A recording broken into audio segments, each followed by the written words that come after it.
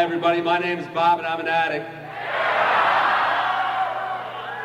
Guess you all couldn't get a banquet ticket either, huh?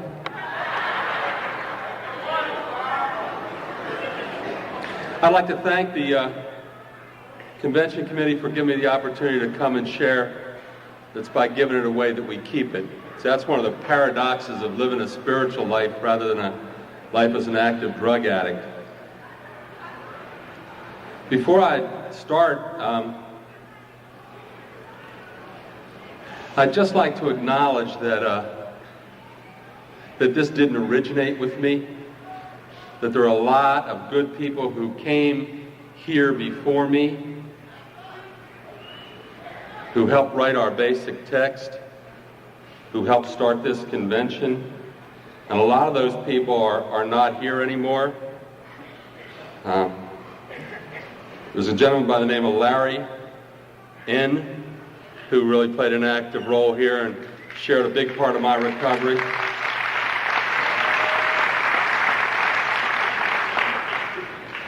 And a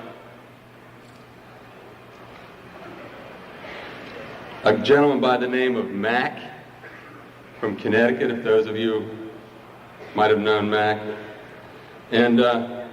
And I'd like to just acknowledge the contributions to my recovery that my sponsors have made. I have had 3 sponsors in recovery.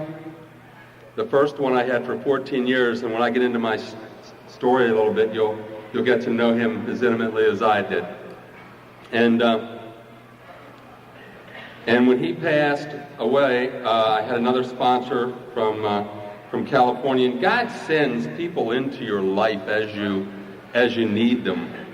I was about to start some service at the world level, and if you think it gets any saner as you get into the different levels of service, I'm going to break a bubble right now, because it doesn't. It gets crazier. And he had been a chairperson of the Board of Trustees, and he had resigned over a controversy about the basic text. You know, our whole history is one of controversy and of togetherness. You know, we overcome, man. You know, he taught me that the good stays and the bullshit walks, right? Because you're going to hear a lot of bullshit.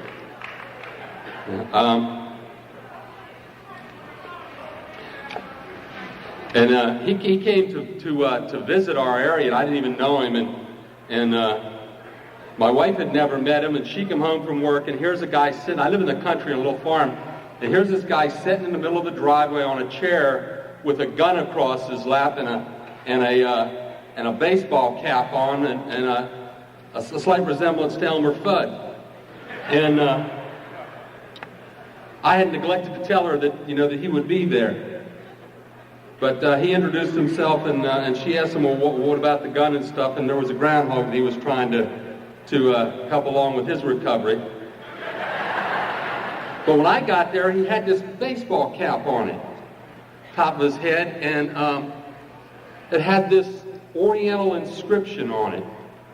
Now, I have always tried to be a deep guy, and I know that we have some really deep spiritual and philosophical principles that underlie our steps, and I'm always trying to seek those out. And so I thought, man, here is a guy who really has this together. In fact, he even wears it on the top of his head. And I said to him, Chuck, would you mind translating that for me? He said, hell no, Bob, look. And he took his hat off, and he turned it sideways, and it said, go fuck yourself. I said, would you like to be my sponsor? And I'd like to thank my current sponsor, Bobby B., because in light of what happened to my last 2 sponsors, I think he took a hell of a chance sponsoring me. But there are a couple of women, too, who played an important part in Recovery and Narcotics Anonymous. One of them is Carmelita.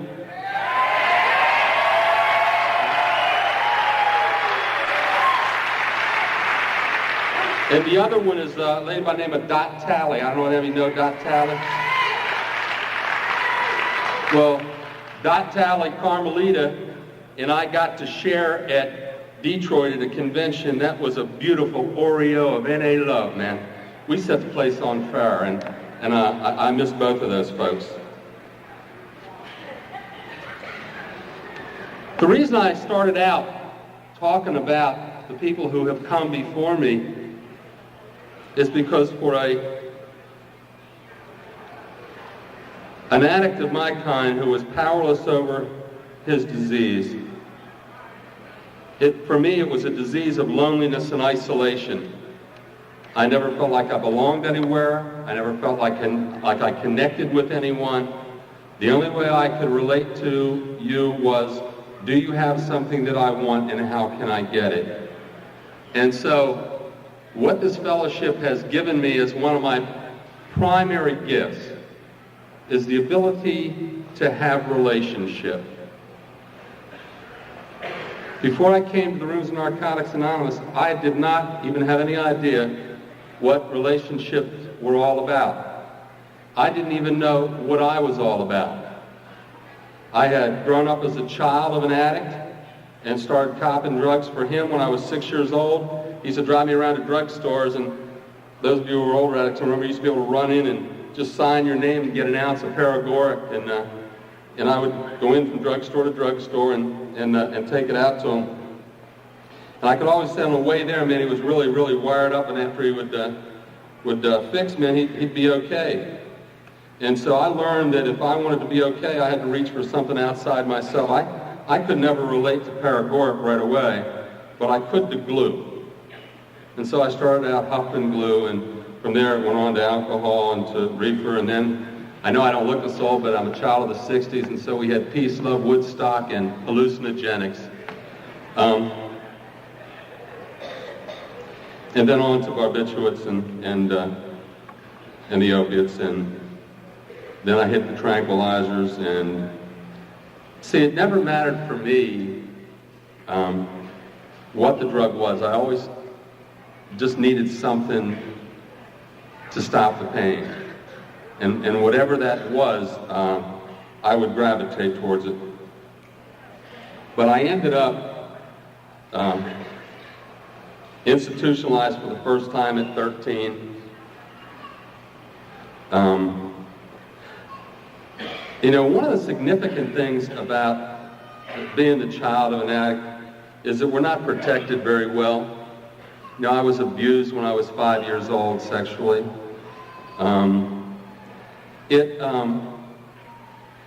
The reason I'm going there is because all of the things that most people learn in the basic course of life, I as an addict never learned. You know, I never learned how to trust, because everybody and everything in my life space just would not allow it. And I learned to be really self-centered and really extremely egotistical, because without that I would not have survived. I learned not to feel, or especially not to show feelings, because where I came from, if you did that, you got hurt. And so what I learned in an active addiction was to be self-sufficient and self-reliant, and that when it came to using, that I just couldn't recover doing it that way. And you know, I don't want to do a whole drug history. But I did want to do that just to qualify and just to show you just a little bit about why it was so very, very hard for me to have relationships. And I didn't go into recovery seeking recovery. See, when I came into the rooms, if you were doing heroin, the only place to recover was Lexington or jail. I mean, there wasn't treatment programs. There weren't doctors who were willing to treat you. It wasn't quite as socially acceptable as it is today. We were not welcome in some other fellowships. And, I mean, people really isolated you. And until I came to Narcotics Anonymous, I never found anybody who reached out to me and said, welcome, I'm glad you're here. We have a message of freedom and a message of hope for you. And so if there's any newcomers in this room tonight, I'd like to say to you, welcome. Ours is a message of freedom and hope. You're in the right place. Take a look around. If you do not believe it's possible for yourself, just look around at the number of people that it has been possible for, and keep coming back and putting yourself into the company of us, and in time you will come to believe that it's possible for you also. That's kind of how it works for me.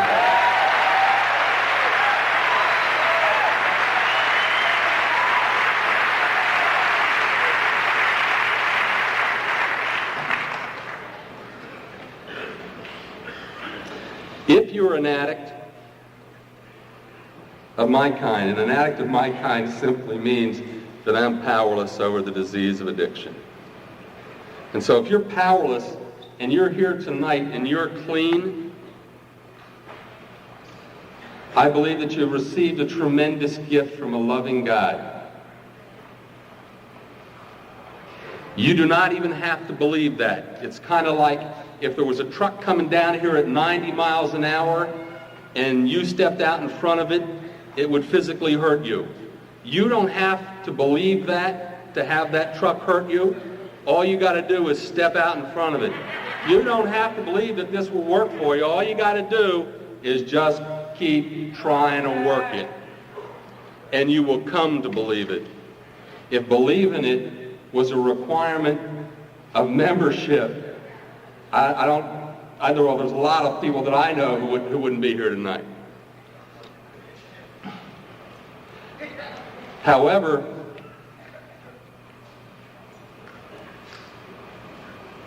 when I came in, I went to this hospital, and before I went in, I told you I'd gone through a whole litany. I had ended up losing family, losing jobs. I had 2 children. I lost both of them. Lost my relationship, marriage. Lost a very good job that I had had. Ended up going to this hospital, and I called them and I said, listen, I'm crazy. I'm really crazy, and I need some help. And they said, well, then do come in. Now see, when I went there though, I wasn't going there not to use. I was going there to kind of get tuned. You know, like you take your car into a garage and they adjust the car. I knew my medications were off. But I knew that they had some shit there that would help me. See, I had learned that when I was broke and in a strange place, because when you're my size and you act out, people give you what the hell you want. Right? And so I used to go to hospitals in strange towns and go into the emergency room and snap the hell out. And they would be yelling words like Thorazine, and I'd be saying Demerol, morphine. And I want a script, and if you don't give me a script, I'm coming back.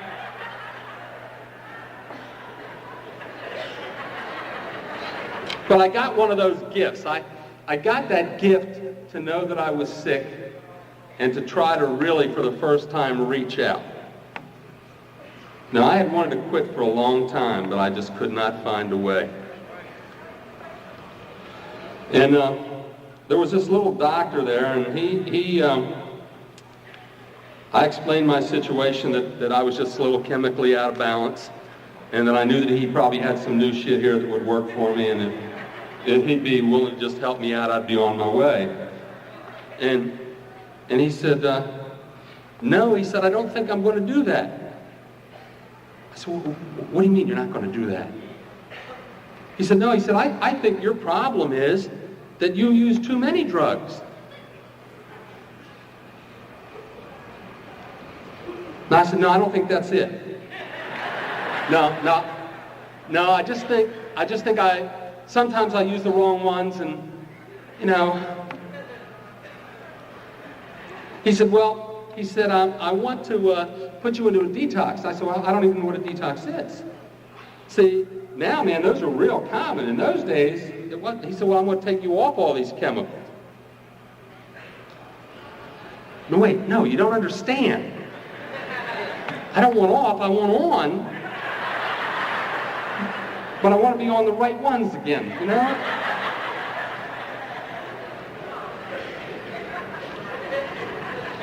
See, I think we get that gift a long time before we recognize it, because I wanted to leave.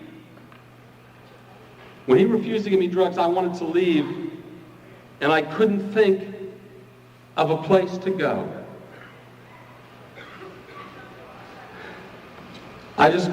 If I could have thought of another place to go, I would have gone there. But see, I think God gave me that gift. That same gift that he gave you if you're here tonight as an addict and clean. I was later to learn from my sponsor that what I really needed to ask God for then was to give me the second gift.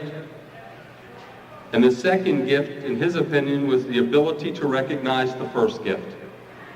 See, because I see a lot of people come here 6 months, sit on their hands, do a lot of shit, talk a lot of shit, and don't have any recognition of what gift they have as an addict and to be clean for one day. Right?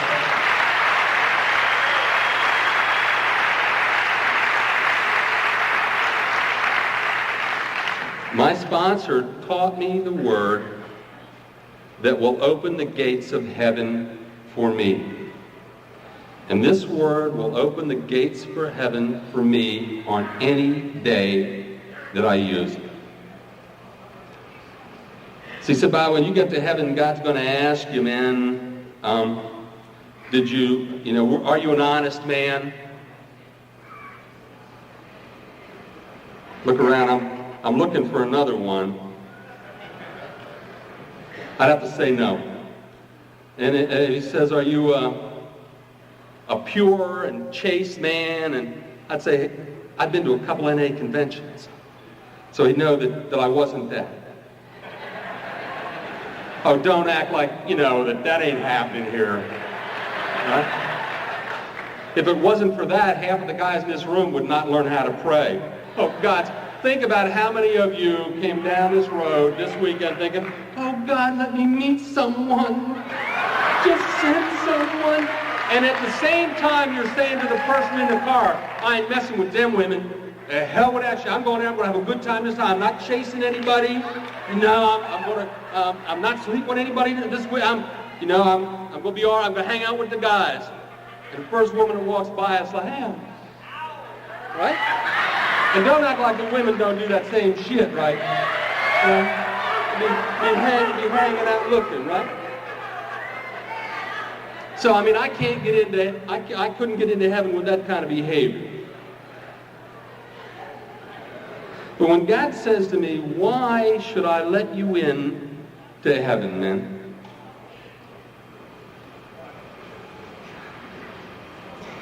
The word that I can tell him is that I am grateful.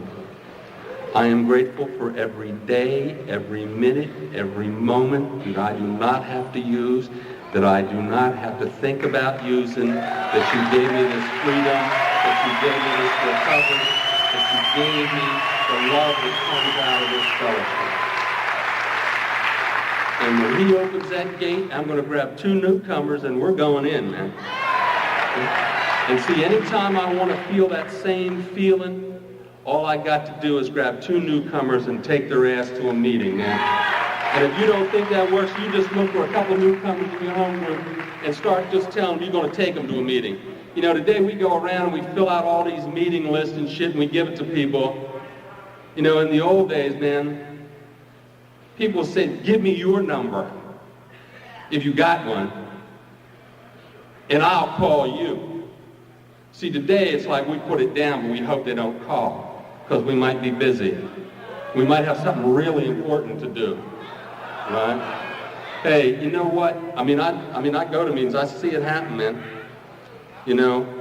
And for me, when I am screwed up, when I am thinking that the world has done me wrong and that this is just a miserable thing that's going on, all I got to do is grab a newcomer and start taking them to a meeting, start hanging out, start giving it away, and all of a sudden, my whole attitude changes, my whole gratitude changes.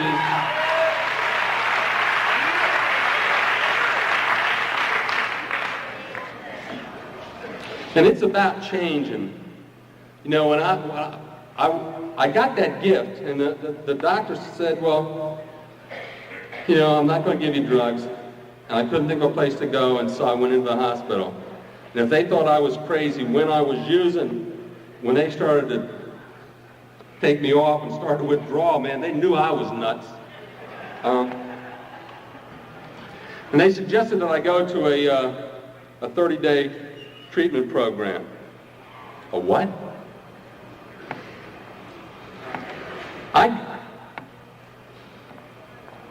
I have wanted to leave again, and again I couldn't think of another place to go, and sometimes, man, 3 hots in a cot are a significant message of recovery. Huh?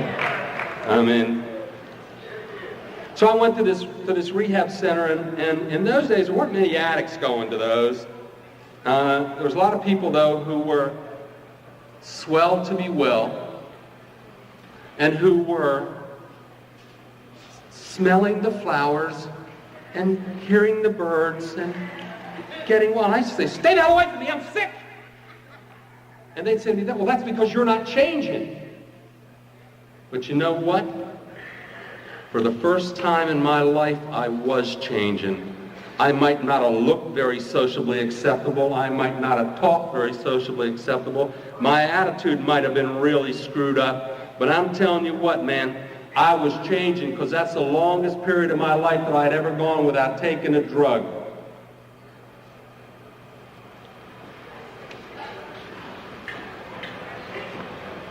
I was really cool.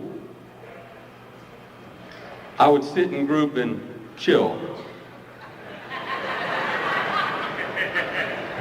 All these people would be feeling these feelings and crying and getting it out and having catharsises, and I was cool. Sitting in a group one time, this guy said something really ignorant. And it got to me. He got to me. He started talking about my kids and stuff and what I was doing, and man, I hadn't thought those thoughts or felt those feelings for a long time, and it really got to me. So I did what I always do in those kind of situations. I jumped on him. You know, I leaped on him. And which immediately caused all those other people in that group to have some other kind of feelings. And so they drugged me off of them, and they said, you have got to apologize. You've got to change. That's not acceptable here. I said, fine, man, I'm out of here. And so I went down to the room, and I packed my bag. Now, when I talk about packing my bag, Frank, what kind of bag am I talking about packing, man? A garbage bag. Because that's what I had to pack my shit in, is a garbage bag. And I started to leave. Now, I have been chased many times in my life. But these people were chasing me, and they were saying, come back, don't go, come back. And so I went back. But I packed up that bag 3 other times to leave there. But in the course of all of that, there was this little guy who used to come to meetings at this treatment program, and one day he came up to me and he wrinkled his face up. I mean, you could see how big I am, and in those days, man, I was not able to sit still, and my eyes would dance in my head and shit, and you know, I didn't speak as, I use the F word a lot. But this little guy come up to me, man, he wrinkles his face up and he points his finger at me, and he says, I'm going to be your sponsor.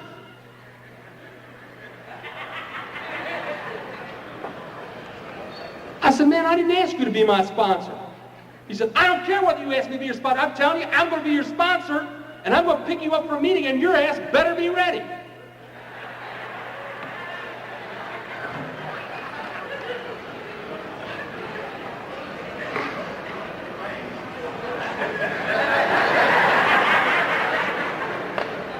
Okay.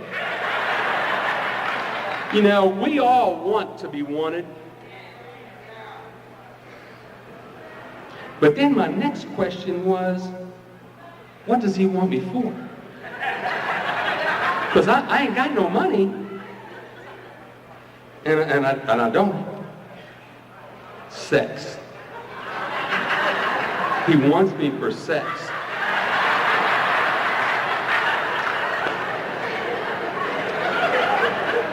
Am I in denial about something that I don't really see?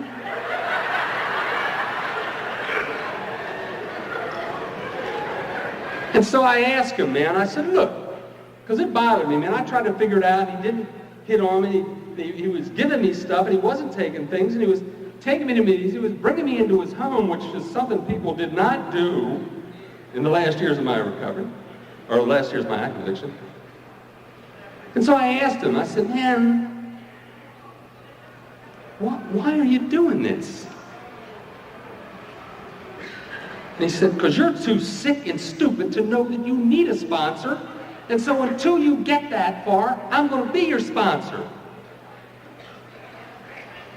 I said, okay. I was in a group of guys, there was like 6 of us. We used to hang out in the back of another fellowship, and we were like a swarm. You know, when you saw one of us move, you saw the other 5 move. It was like...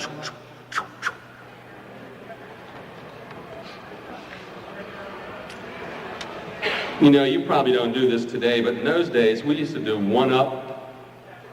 If you had a $100 a day habit, mine was $500 a day. If you had $500 a day habit, I had a constant IV running.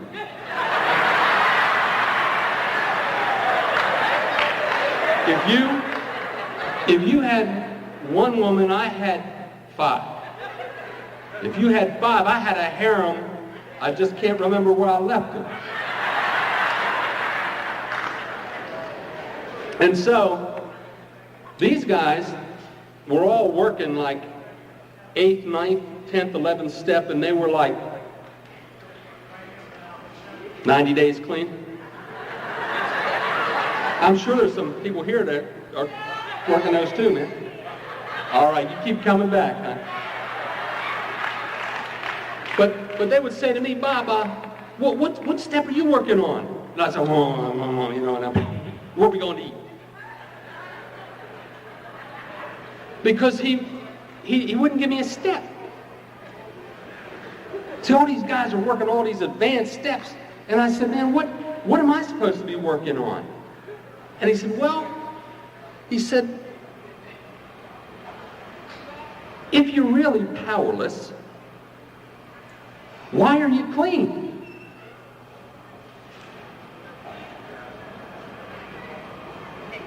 What? Yeah, if you're really powerless, why are you clean? Well, because I'm going to meetings. Don't have a thing to do with it.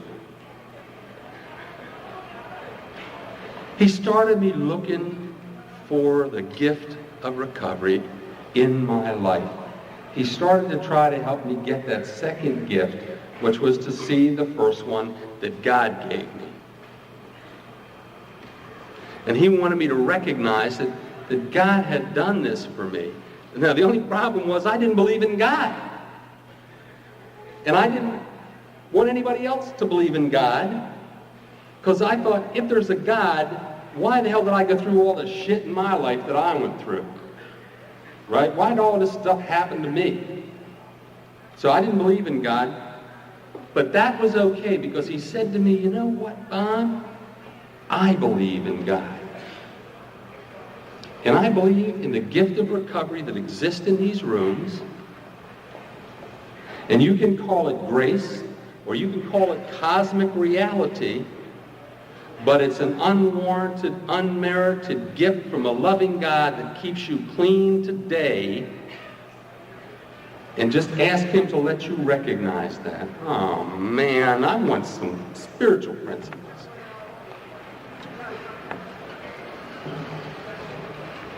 I used to hound this guy, give me a spiritual principle. You know, because these guys that I was hanging out with, man, they were talking all these deep spiritual principles and steps, and this guy just had me looking for this gift. And so I hounded his ass enough. They said, you really want to work on a spiritual principle? You want me to give you the first spiritual principle, Bob? I said, yeah. Yeah. What is it? He said, don't steal and you won't go to jail. No, man, I want a spiritual principle. Don't steal and you won't go to jail. Because you're out there doing all this little dumb shit, and you're going to get caught, then you're going to go, and then you're going to get discussed, then you're going to pick up, man. So, don't steal. No. But I went back to them guys, right, because they was all little thieves too. And I said, look, man, if y'all don't steal, you won't go to jail. If you don't go to jail, you won't get loaded, because I gave what I had. He helped me to learn to trust again, or to learn to trust, period, I guess.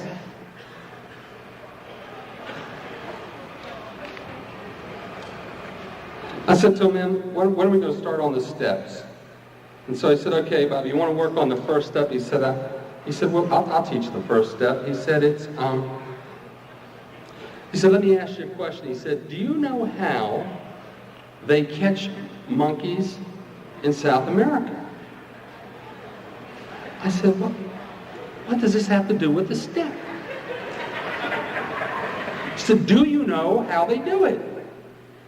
And I said, no. He said, what they do is they take a bottle, and the bottle's got a little hook, little handle that you can hold it with. It's looped glass on both ends. So they tie a rope in that, and they tie the rope to a tree. He said, and then they take a nut, and they put it in the bottle. Now the monkeys are up in the trees, and they're watching the hunter do this. If you watch National Geographic enough, you're going to see it. And when the hunter leaves, the monkey comes down and reaches his hand in the bottle and grabs the nut.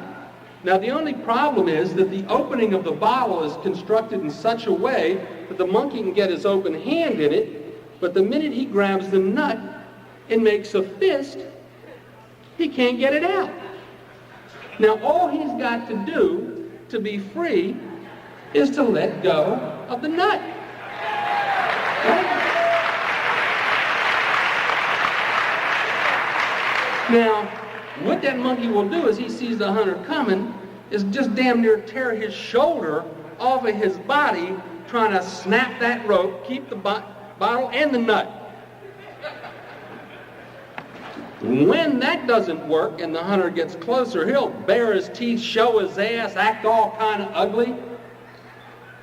And when that doesn't work, the monkey will cry and whimper and whine and moan, and you'd think it was calling for its mother. It will do everything but let go of the nut. The hunter has to walk up and knock that monkey damn near unconscious to get that hand so that it will relax. He said to me, Bob, what do you and the monkey have in common?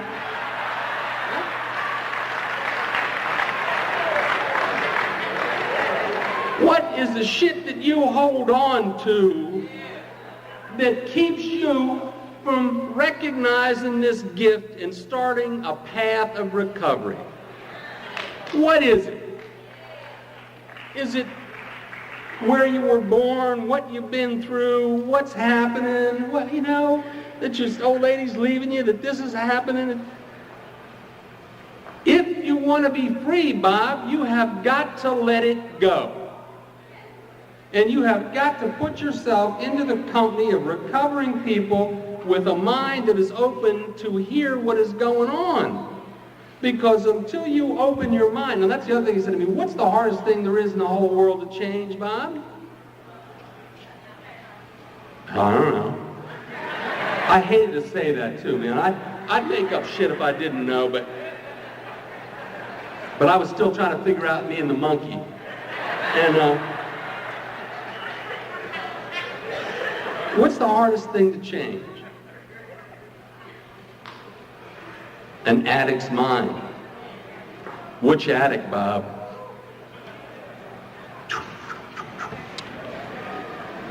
The hardest thing that I've had to change is what I thought about myself.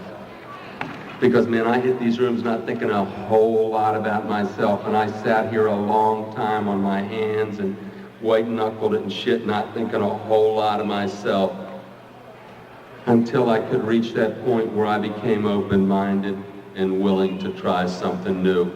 And if you're sitting here and you've been relapsing and you've been having a hard time trying to get this message and you're back for the first 8th, 20th, 100th time, I say welcome back. Welcome back. Keep coming back.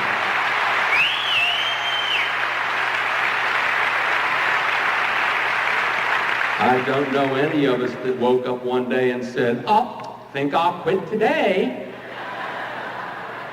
Well, I mean, a lot of us said that, but I don't know many of us that were very successful with it.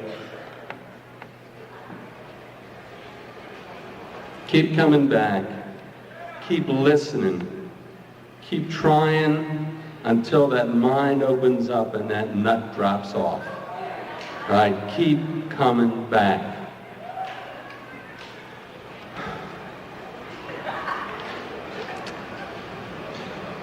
He taught me that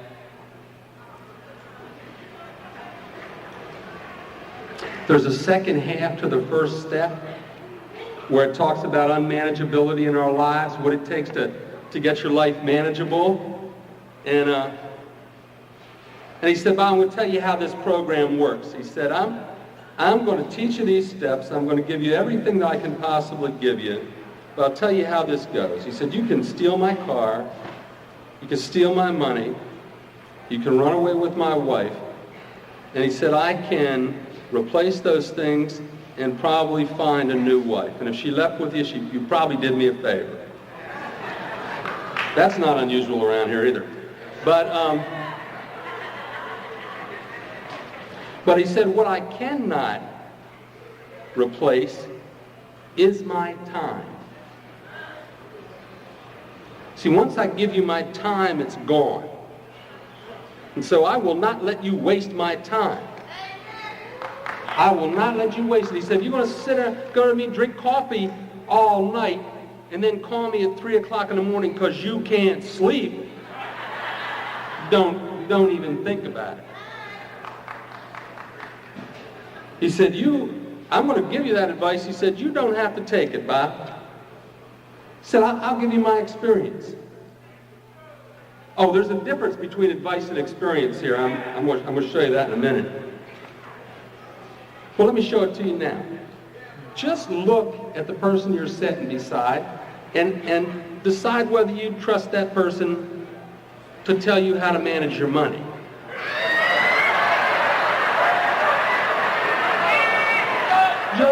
Just look at that. Just look at that person.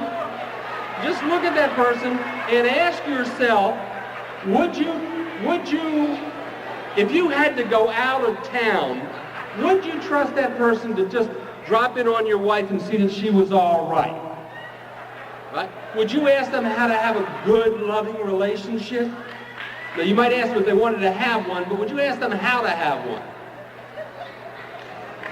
Would you ask them how to be prestigious, man? How to get some titles and all that kind of, get the recognition? We don't recover here by the advice we give each other. Because we give and receive some of the best and worst advice that an addict can receive. Let me ask you this question. When an addict comes into the rooms in new recovery, one of the first pieces of advice that we give is we say, don't get into a relationship for the first year. Is there anybody here that was successful at that? We have now identified the bullshitters in the crowd. Because what most of us do is we come in We stop using drugs and we start using each other. Right? We grab somebody. Oh, I love you. Oh, I love you too. Woo, hot. When you're in that period, you don't need to call your sponsor. You don't need to go to as many meetings. But do yourself a favor. At least go to one meeting and get one of those meeting lists. One of these, it's got everybody's name and stuff on it. Grab one. Because when that blazing, deep, meaningful, long-lasting 2-week relationship ends and your ass is dragging, you're going to need to call somebody. And your ass will be calling somebody. See, that's our experience. That's our experience. That's how we survive that shit. Oh my God, I got to talk to you. I'm so joking. You love me. What will do? Come on over. But our advice is, don't get into a relationship for the first year. But our experience is, get a whole bunch of phone numbers, and when your ass starts hurting, use them. All right? So that's what it is. My sponsor told me, he said, Bob, he said, if you don't take the advice, and you just saw that we don't take advice very well, he said, when your ass falls off and you get to the point of desperation, he said, because you get desperate before you use. That's a step that happens before you pick up. He said, call me again, and I'll give you the message again. I'll help you through it. One more time. He said, you don't have to stop coming around and seeing me because you're not doing what I'm suggesting that you do. See, a lot of sponsee relationships end because you ask for some advice, we give it to you, you don't want to take it, and we don't see you until, oh my God, I'm sick of word whack. Right? He said, you don't have to wait that long, man. He said, because I still love you. What I cannot do, though, is I cannot keep you from your pain. I cannot keep you from your pain. If you're going to do the shit that brings you pain, I can't stop the pain. But I can still love you. And so if you go back out and you pick up and you get in immense pain, please come back because we still love you. We just can't stop your pain if you're out there.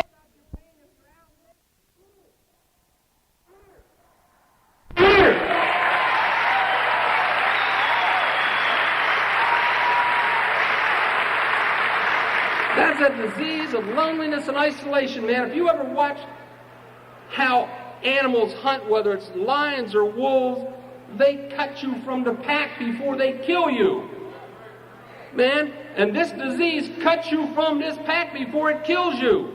It takes you out of these rooms and then it kills you. I don't see many people dying in these rooms.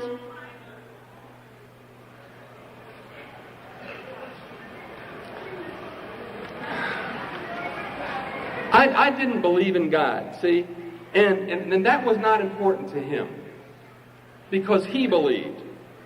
See, and in a situation, you don't have to believe. Only one person in any relationship has to believe in it for it to keep going. But what this man did for me is he believed in me. In Just for Today, there's a line that says, just for today I'll have faith in somebody in NA who believes in me. Faith is the substance of things that we hope for but we haven't yet seen. If you're hoping for recovery and you haven't yet seen it, we believe in you. We believe in you. We believe in the possibility of your recovery in the Fellowship of Narcotics Anonymous. And that's what my sponsor did, man. He believed in me until I came to be able to believe in me. See, because I couldn't even believe, I couldn't even trust myself to keep a wake-up shot. But if it was there, it was gone. And I wanted to keep one. I couldn't believe in anything. And that was okay to him because he believed in me. If you don't have a sponsor who believes in you, get another sponsor, man. I mean, that's what it's about. It ain't about pointing fingers and giving a whole lot of advice. It's about helping people, helping ourselves come to see all the possibilities that are open to us. I didn't believe it was possible for me to recover. I didn't believe it was possible for me to have a loving and caring relationship. I didn't believe it was possible for me to have a job. I didn't believe it was possible for me to own a home. I didn't believe it was possible for me to have a car. It wasn't in the realm of my experience. He believed it was possible for me until I came to believe it, and I only came to believe it after it happened. I'm an addict. What the hell can I say? I have to see it, man.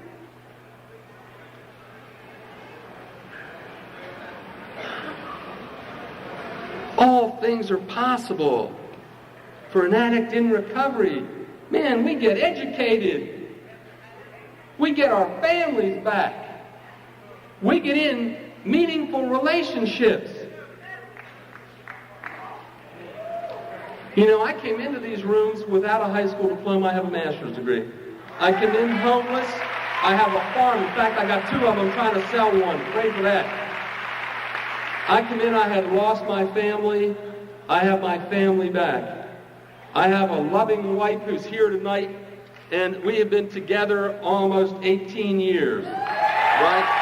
You learn the principles in these rooms and in these programs and apply it to the relationship. It's all possible. That's what that man kept teaching me. It was all possible.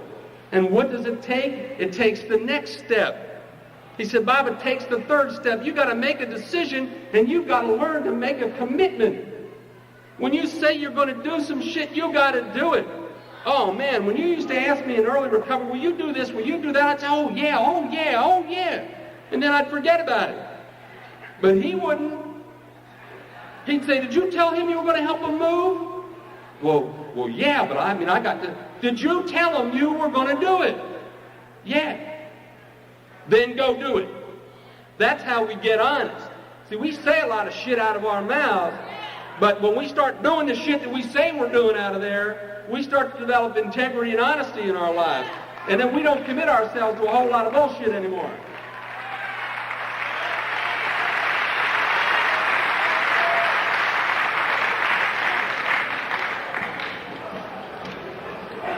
He taught me that it was possible for me to make a commitment and to honor it. If you don't know about how to do that, get into service. I mean, look at the people here who are serving us this weekend, man. How about let's give those people a round of applause, huh?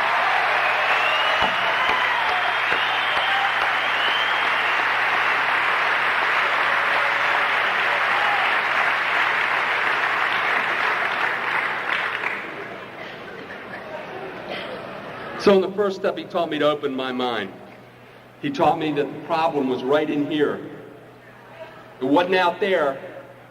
See, he said, Bob, you're living out here. You're trying to change this person and this situation and doing all this shit when all you really got to work on changing is you, inside. You. He said, if you want to change the sum total of 1,000 numbers, 1,000 digits, if you want to change the outcome of adding those 1,000 digits, how many do you have to change? 1.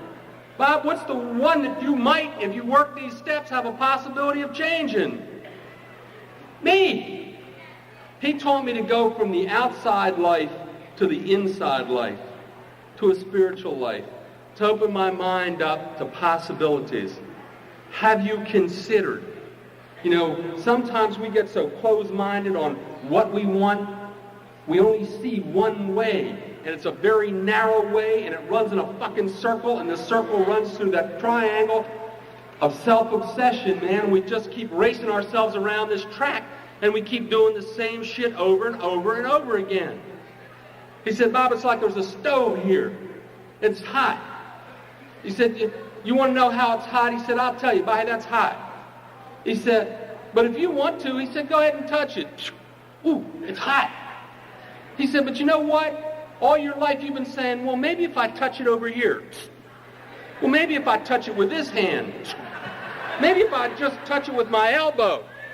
Maybe if I move it to California and touch it there. My problem is I'd end up sitting on that son of a bitch. Said, Bob, what it is learning. Learning from your mistakes. And he said, but there's another way. It's called wisdom. And he said, how that works is, Bob, you say to me, is the stove hot? I say, look at the blister. Say, because I got a lot of blisters in my life.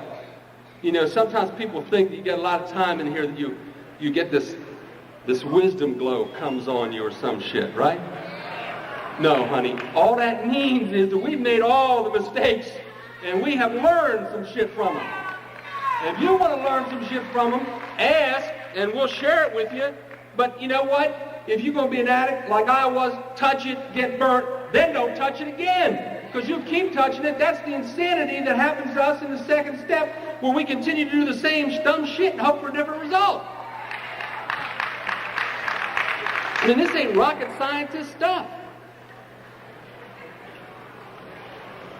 Taught me how to make decisions. I don't know whether this ever happened to you, but have you ever been into a relationship where an argument starts and it takes on a little bit of life, and in it you say, wait a second, am I wrong here? No, I'm not wrong. She's wrong. Well, wait a second though. Maybe she ain't wrong. Maybe I am wrong. No, she's wrong. No, wait. What the hell did this thing start about? Where the hell am I? All I want to do at that point is kill. Win at all costs. Now, I don't know whether you've ever found yourself in a situation like that. Probably not, but I find myself in those from time to time. He asked me in my second step, Bob, what kind of man do you want to be? And ladies, all you got to do is ask yourself what kind of woman you truly want to be. And he taught me, I had not a clue. I did not have a clue about the kind of man I wanted to be, because I never had a significant man in my life teach me how to work, teach me how to love, teach me how to recreate, teach me how to take care of myself without the use of drugs.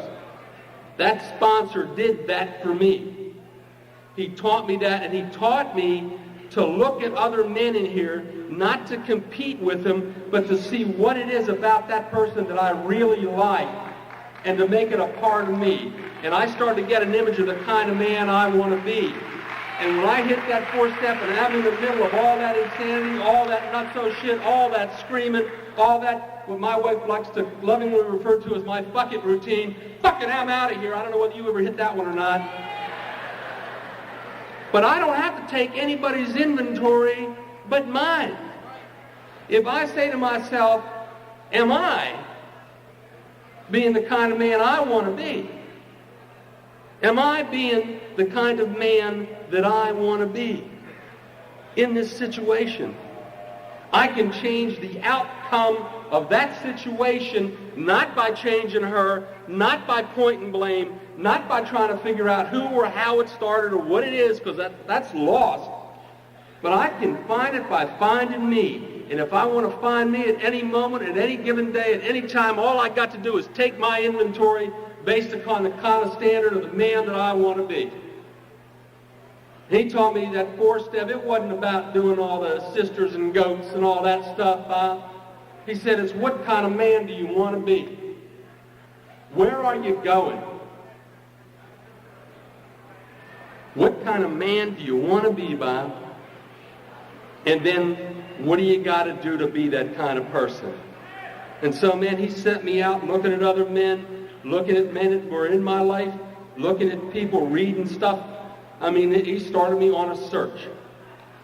And as I found stuff that I liked about men, and I decided the kind of person I wanted to be, I started writing that stuff down. You know what? After I knew what kind of man I needed to be or wanted to be, I knew what kind of God I needed to be that man. I knew what kind of, I don't need God for tomorrow, for pie in the sky, for heaven when I die. What I need is God to right here, right now, to get me through one more minute without picking out a drug, and to pick up love in this room, to learn how to be a loving man, to learn how to accept love. Man, that's the hardest thing for some of us to accept. See, we can learn to love pretty easy in here. You know, you start working with a newcomer, and you'll learn how to love. But when somebody starts to love you back, to me that was so threatening. The first year of my relationship with my wife, I could not bond. I would jump up in the middle of the night and say, I'm out of here. And I wish that I would tell you, and I would jump in my car, and I would start on down the road, and then I would like come to. And I'd say, well, where the hell are you going? And then I would have to go back and just kind of quietly get in bed. I wish that I could tell you I only did that shit one time, right? Because I couldn't believe that somebody could love me. I couldn't risk that. Because if I let you in and you left, I don't know whether I could take that kind of pain. And see, I hadn't let anybody inside for that long that I didn't even know that it was possible. My relationships with women were not of a loving, giving kind, man. My relationships were give it up, bitch. Let's go, boom, thank you. You got to go home, right? This man taught me how to touch my wife, how to talk to her, more important, how to listen to her. He taught me some significant things. I don't know about any of you, but I used to like buy her things, right? And I used to do this with my kids too. It's easier to give you the example with the kids than it is to give it with her. But you know, my kids would say, oh, Pop, man, I want a G.I. Joe. I'd say, no, you don't, man. You want this big Tonka truck, man. It's all electric. It's got all this shit. Oh, you got it, right? And so a holiday or an event would come, and I would buy them this big Tonka truck, right? And they'd look at it, and they'd say, oh, man, you know, I wanted the G.I. Joe. I said, man, you ungrateful kid, man. Why can't you? Don't you realize how much money this cost? How much this did? My sponsor said, Bob, you wanted the Tonka truck. The kid told you what they wanted. If you want to know what your wife needs in a marriage, in a relationship, ask her. And then listen to what she says. And then here's the real ass kicker. Act on it. What? What? What? You mean what? The other thing that he taught me about relationships were that it didn't matter who was right in a relationship. He used to give me these little analogies. He would say to me, Bob, if you get into a fight with a person that you're in love with and you're in a relationship with, it's like a pissing contest with a skunk. See, you can piss more yellow, you can piss higher, further to the left, further to the right, but the minute that skunk pisses, you lost. There's no win in it. The minute one of those ugly fights in a relationship start, there's not a win in it. But I'm right. My wife used to smoke. And so one day I had enough of that.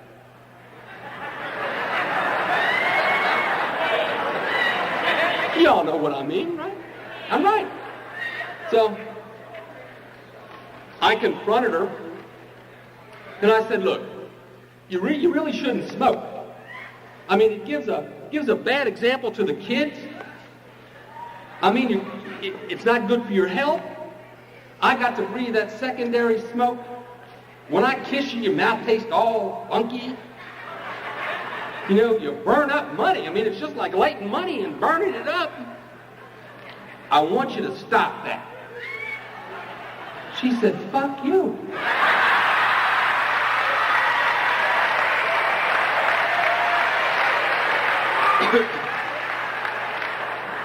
I had been working this program for a long time, so I knew what to do. I went up to my sponsor. Now, I would go to my sponsor with nutso shit, right? Because he said to me, Bob, look, let's work on this relationship this way. When you get all angry and you get all crazy and you're going to say all them mean, hateful, ugly, nasty things that when the argument's over, you're going to hate the fact that you said them, and then you're going to spend the next 3 months of that relationship trying to crawl over the shit that you just did to it. He said, don't do it with her. Come to see me. Do it with me first, and then go back and talk to her. And see, I used to do that. I'd run up there and I'd say, man, she's this, she's that, whoa. Never once did he ever say anything bad about her. I couldn't understand why she loved him so much. Never did he say anything bad about her. He would always say, well, what can you do? What can you do? How can you change it? How are you going to talk to her when you go back? And I learned to talk rationally. I learned to talk because I would go and dump all these anger and feelings and rage and hate that protected us in a lot of environments that we came from, that at one time was our best friend, that kills relationships when we get in it. It protected us here, but boy, the minute we get in a relationship and we get all that anger and shit and that nutso stuff going, it's pretty tough for somebody to get close to that. And so, man, I had to learn how to give that up. So I would go up to him and I would lay this on him, right? So this day, about the smoking, I went up, right? And I said to him, man, I'm going to tell you, I told her this smoking was no good for health. I told her this, I told her that, and I'm right. First time he said to me, you know what, Bob? You're right. Yes, I'm right. He said, you know what? You're going to be the most rightest, alonest person that God ever made. Because relationships are not about being right. They're about being together. Right? That's why we have that first tradition. Personal recovery depends on NA unity. It doesn't say my personal recovery depends on me being right. Man, think of all the battles we do with each other over here, especially when we're talking about service or a convention or something about, well, I'm right. Instead of what do we got to do to bring this together? See, in a simple relationship, if you can get to that point where you're asking yourself that question, what can I do to bring us closer together, rather than what can I do to prove to her that I'm right? Something fundamentally changes and happens in that relationship. We start to get well.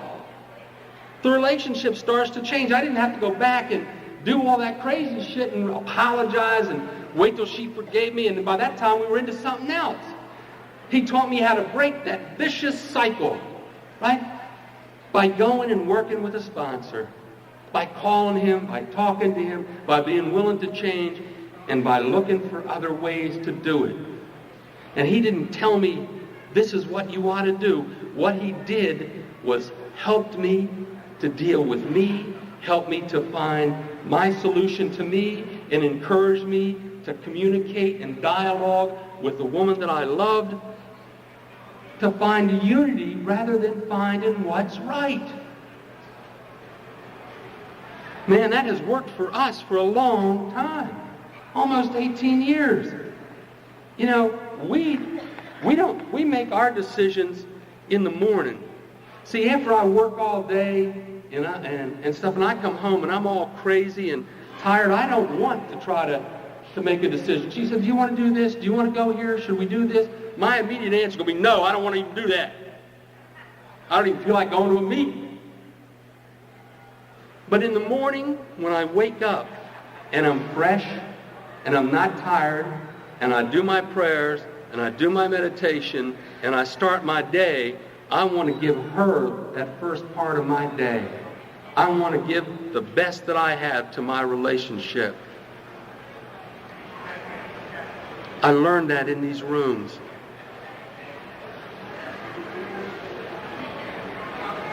He taught me that I can't have two relationships at the same time. Some of you guys hear that? Said you can't have two of them at the same time. He said You can't have two of them at the same time. He said, what it is, Bob, it's like this. He said, it's like this. He said, you start walking up the road. He said, you can walk them together for a little while, but then it starts to stretches your ass out. And it'll tear you in half if you let it. And I hope you don't get sick. But at some point, you're going to have to choose. But there's a lot of pain that's going to happen until you do. And somebody else might take that choice away from you. See, he told me in that 5th step about that secret. He said, Bob, you have enough trouble trying to live one life. One life. Man, when you start doing this little sneak shit over here, and you're a thief here, and you're an honest guy here, and you're a loyal and loving husband here, and over here you're fucking around, and you just say, man, you're living a lot of lives, Bob.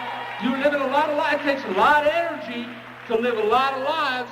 You do that 5th step, you get all that shit back. You get back to just being the kind of man that you want to be, and just being that all the time. That's what that 5th step's meant to help you do, Bob.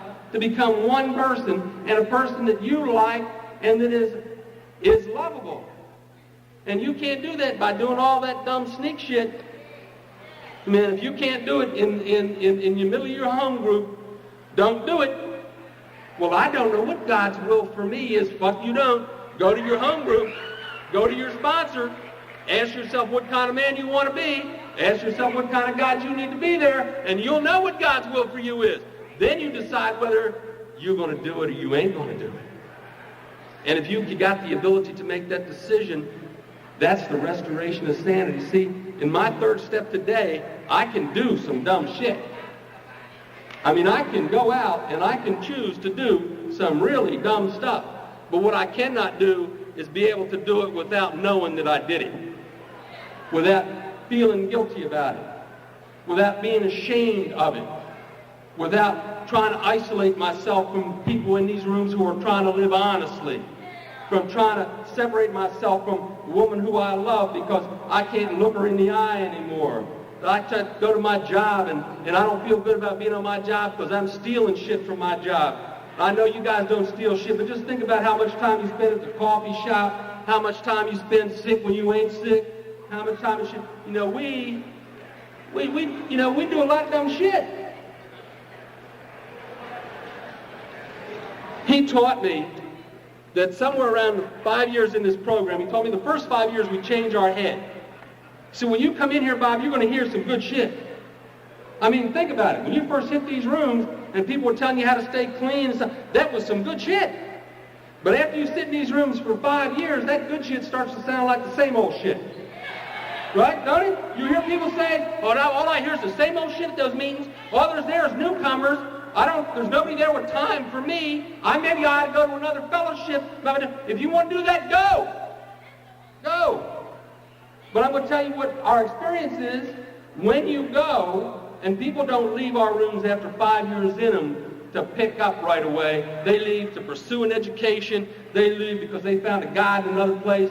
They leave because they're going to do this and that. But when they separate themselves from the very thing that brought them 5 years of clean time, they get sick. And they either pick up, or somewhere around 8 years, they come on back, dragging ass and saying, well, there's just no joy or happiness in my life. You want joy and happiness in your life? Here's what my sponsor said to me. Bob, if you plant corn, what do you get? Who said corn? I couldn't say it that quick because I thought it was a trick question. But when I couldn't think of another answer, I said corn too. He said, that's right. And then he said, what do you get if you plant wheat? I thought, well, maybe the first part of that question was the real trick. And so I schemed it around in my head again, and I couldn't think of anything, so I said wheat. He said, that's right, Bob. And he said, what do you think you get if you plant patience and tolerance and giving and love and service in your life? What you plant, you're going to reap. And after 5 years of taking the shit in here, your next 10 years, you're going to grow by giving the shit away. And if you don't make that transition to being a giver in here, you're not going to get that joy that they talk about at the end of that. You're not going to get that hope and freedom. You get that shit by giving it to a newcomer. You get that by taking a service commitment. You reap what you sow. You want that shit in your life, bring it into somebody else's life. But what happens, man? We go out there and we say, oh, and I did this too. I mean, I went out on the street and I had a baseball bat. Because where I went on the street, you needed a baseball bat. I wasn't a 300 hitter either. But I was dragging people into recovery. You didn't want to go, that's tough shit. You sick, I know you're sick, you going. And I did this, I drug people into meetings, drug people around, and after 6 months of this shit, I said to my sponsor, ain't nobody staying clean. They ain't staying clean. He said, wait, Bob, you're wrong. I said, no, I'm not wrong, man. I don't like to be wrong. I'm not wrong. And I gave him the litany of everybody that I drug in, and they went back out and did all this shit. He said, Bob, are you clean? Are you clean? It ain't about getting anybody else clean. It's about keeping your own ass clean.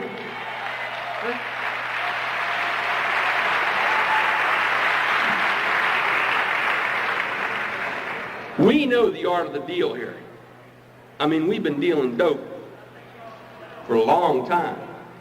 We know how to cut a deal, get over on a deal, steal somebody else's deal. We know that shit. So sometimes we mistake giving in this room for the art of the deal. We say, well, look, I'll take you to a meeting. I'll buy you a meal. I'll help you through shit. You should recover and be grateful to me. Now, that's a deal. That's a deal. And if they don't do that, if they don't say, oh, Bob, you're so great, and you were so nice to me, and I was so... Then we get all resentful. This is bullshit, man. I'm doing all this shit. These ungrateful motherfuckers, they ain't doing shit.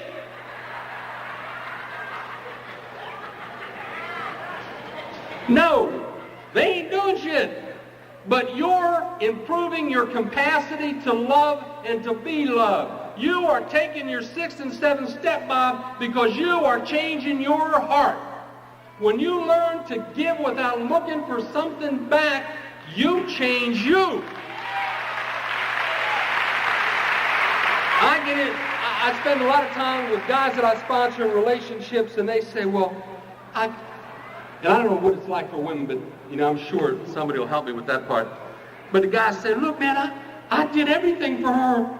I mean, I did everything. I bought her a car. I signed off the shit. I gave her my money. I did all this, and she left me.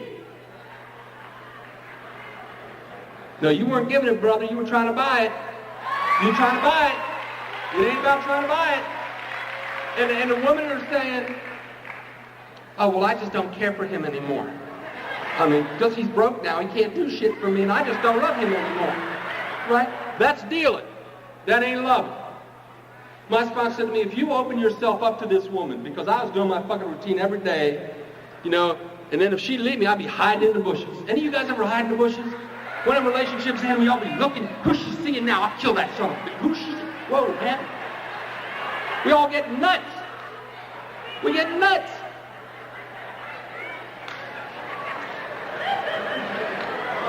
My sponsor said to me, look, Bob, if you give her all these things because you truly love her, if you can give her these things and give her your time and your attention and your honor and everything good that you have about you, and she trashes that. She trashes that. What does that mean? It means she's an ugly, ignorant bitch. No, Bob, it doesn't mean that. It doesn't mean that. It just means she hadn't grown enough yet. But what it means, really, Bob, is that you're capable of having a giving, loving relationship. See, we often think that if we treat somebody, if we reach out to somebody and they don't treat us kindly, that we have lost relationship. No, all we're doing is becoming able to have relationship. We're picking poorly. We're choosing poorly. And you choose a couple of them poorly, you're going to learn a different standard of what you're looking for when you go picking. Right? I don't know about any of you, but he taught me in 8 and 9 it was about reconciliation. I had alienated myself from everybody that ever knew me. And he taught me in steps 8 and 9 to repair those relationships. Because if I had to change a heart in 6 and 7, if I'm really a new person, if I'm really starting to achieve the kind of man that I really want to be, if I have the capacity to forgive other people that have injured me in my life, and I'm now willing to forgive people who have injured me in my life, then I'm really ready to take steps 8 and 9. And after you take steps 8 and 9, what the blessing of steps 8 and 9 is reconciliation. And man, I'm going to tell you, in the interest of time, I really start to go on here, but I have had to repair relationships with my children. You know, I knew what my life with my father was like as a child of an addict, but I got to have my son pull my inventory one day and tell me what life was like for him as the son of an addict. And I will tell you, I was crying, he was crying, my wife was crying, and the guy that I was sponsored who was there at the time was crying, and this kid was loaded, but he was honest. You know what happened? All that bitterness that I still carried towards my old man passed. Because I know that he no more did that shit to me purposely than I did the shit that I did to my kids purposely. This damn disease kills. It takes everything that we have. But you know the thing is, we don't have to die in it today, man. We have got a way out and a way to change. I want to tell you, that child is clean 2 years today. That child we have a great loving relationship. I got a daughter that's got 5 years in recovery. Got a good loving relationship. I got a daughter who named a grandchild after me. It don't get any better than that. Handsome kid, too. Building those relationships back. You know, he taught me in steps 10, 11, and 12. I thought that I waited to 12 to have this spiritual awakening. If you really read that step, it says, having had one. So by the time you get to 12, you should have already had one. And he said to me, you think those steps 10, 11, and 12 are for you? I mean, look at what you've done then. You've opened your mind. You've been restored to sanity. You've learned to make good decisions. You've cleaned up all the shit. You've changed your heart. You have good relationship. God can't do much more for you, boy. I mean, he just can't do much more for you. What the hell do you want God to do for you but to lift your obsession, give you a whole new way to live, and then you're going to think steps 10, 11, and 12 are for you? He said, when we did the 4 step, you think you wait till you get to step 10 to take your inventory again? Well, then what the hell principle is it you've been practicing in that 4 step? Well, then what does 10 mean? He said 10 means that you clear all the nonsense that runs into your head before you come into a meeting, before you walk into your home at night, before you walk into your job, before you assume a task, before you try to bring about a change, before you try to be productive. You ask that loving God who gave you this gift of recovery to take all that shit about who's fucking who, what bills you owe, who's doing what, how somebody injured you, and let that shit go and get out of your own self and start looking about where you can be of service. When you walk into a meeting, you need to walk in there looking for the addict who still suffers, and that's not always the newcomer. That is not always the newcomer. He said step 10 is meant for you to clear your head. Clear your head, man. So that you get out of yourself. And if you can do that, you are vigilant. He taught me in step 11 that those people God wants to use, he draws close to him. Step 11 through prayer and meditation is a way for me to get close to God. It's a way for me to rest in God. When all this shit out here is going nuts, I can go into my prayer and meditation. I can find that stillness that's within me.